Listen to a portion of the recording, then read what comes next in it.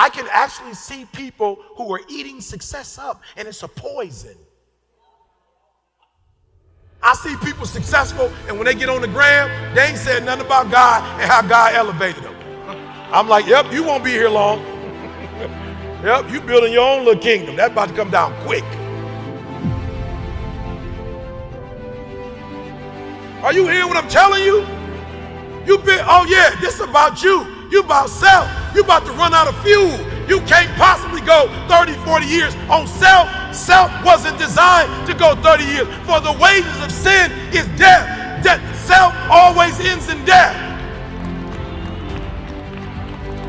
We didn't start with prayer because we're unique and special. We didn't start praising God because we're unique and special. We did that because we know God's sitting up high, and God is like, listen to me very closely, son. You gonna win the Nobel Prize. You gonna get all of that. Why? Because I know when you get it, you gonna brag about me. So I'm gonna make sure you get it. Oh, y'all didn't hear what I just said. I don't know who made the decision for the New York Times bestseller. I don't know who in LA decided that. USA did. I don't know who made that decision, but I know whoever made the decision the night before, just like his wife told him, whatever you do, don't touch Jesus. Take your hands off of him. You let them kill him. God is always going to have somebody in the room that's going to speak the right stuff. You think you got to work for it. You don't got to work for it. You just got to let him know, if you give it to me, I'm giving it straight back to you. And if you know he going to give it straight back, he going to give it to you. His wife woke up like, come here, sweetheart.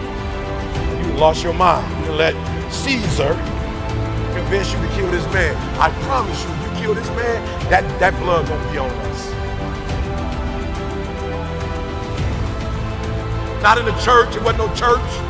Wasn't nobody listening to no gospel music. He was going through his regular day, and God and his angels spoke specifically to his wife. He said, "You a grown man. I can't tell you what to do. I'll tell you what the angels told me. Don't touch him." I'm telling you right now, I don't know who at the New York Times, but God got in somebody's ear. We're number 9. So what does that mean? Somebody hit 1, somebody hit 2, somebody hit 3, somebody hit 4, somebody hit 5. We went on the list, and somebody was like, "Oh, have you considered Eric Thomas? Have you considered it? I've seen this list that you have here. It seems like it's missing. Y'all going fast. Y'all getting the 10. Hold up. Y'all about to get the 10 real quick. There's a name missing. What's the name?" Well, God told me last night that we should consider Eric Thomas, the hip-hop preacher. You know what? The hippity-hop. If we put the hippity-hop on the list, he needs to be on the list. Are you hearing what I'm trying to tell y'all? Like, we got to the lowest number you can get and still, come on, y'all. Come on, 120? Come on, 120? So we're going to focus on one thing that we've already gone through, that we can help other people out. We're going to give it all our energy. Y'all see where I'm going? Come on, come on, come on, come on. A lot of y'all, I need to make more money, so I'm going to go over here, and I'm going to go over here, and I need this person to love me, so I'm going to be this, and I'm going to be that, and I want this to happen, so I'm going to do this, and I'm going to do that. Stay focused, stay right, stay right. I want to make a lot of money, so I'm going to stay right here.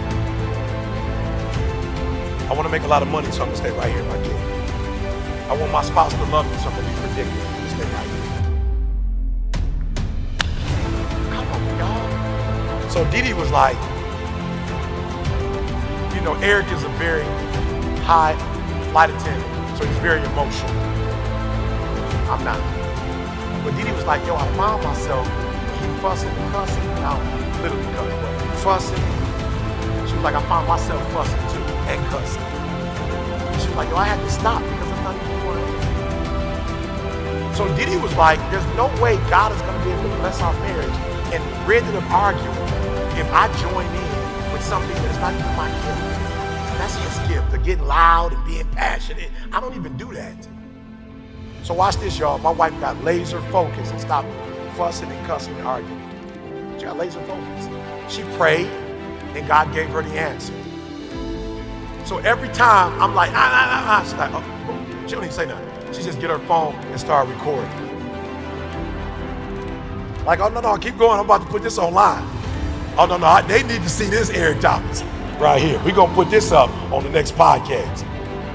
Oh, I promise you, every time she hit that record, boy, I'm like, whoa, shorty. What's up? Because I know D ain't going to have no problems in the marriage. Boy, like, cue that up, Isaiah, right there. Eric acting a fool for me. Cue that one up.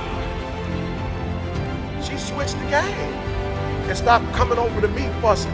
But she don't even fuss. And she said, we're going to stay right here and I'm going to pray and we're just going to push record. And if you want me to get 30 seconds of it, I can get 30. You want to keep going and get a minute, we can go a minute. We can do as long as you want to do. And then we're just going to drop it on 3 a.m. Instead of your little speech. We're going to drop this one up here at 3 a.m. for the people so they can hear this one. I promise y'all, that's the whole. When she was fussing with me, I was going, when the recorder blind. I'm just being real. God gave it up. You all over here. You all over here. If you're going to get up at 4, pray.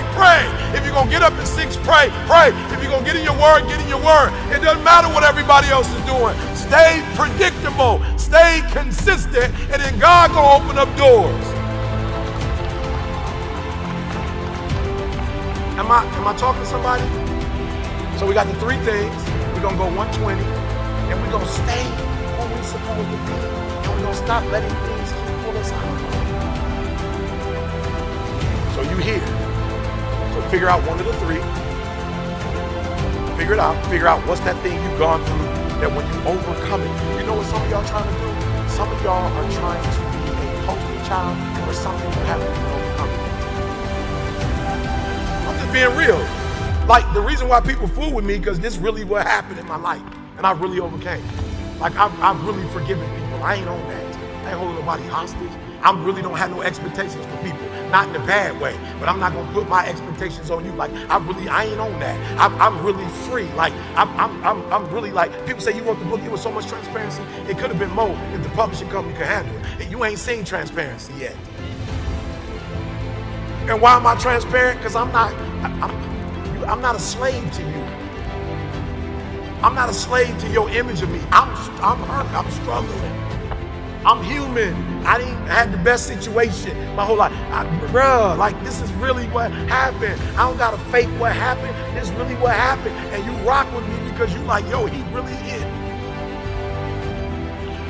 But here's the problem I have. While you look up to the God in me, you're not mimicking the God in me. You're mimicking the God in this world. I'm just being real. I'm looking at all the stuff on social media. It's people who not coming and rocking with me because you going somewhere because somebody showed you a Bentley. Somebody showed you a Rolls Royce. Am I saying there's anything wrong with it? Absolutely not. But if you think that's going to save your marriage, if you think that's going to help you to have a better relationship with your kids, if you think that's going to bring you self-fulfillment, then I can't force the masses to know the truth. So go over there, but you know what happened? They go over there, and as soon as they marry, then they come to me.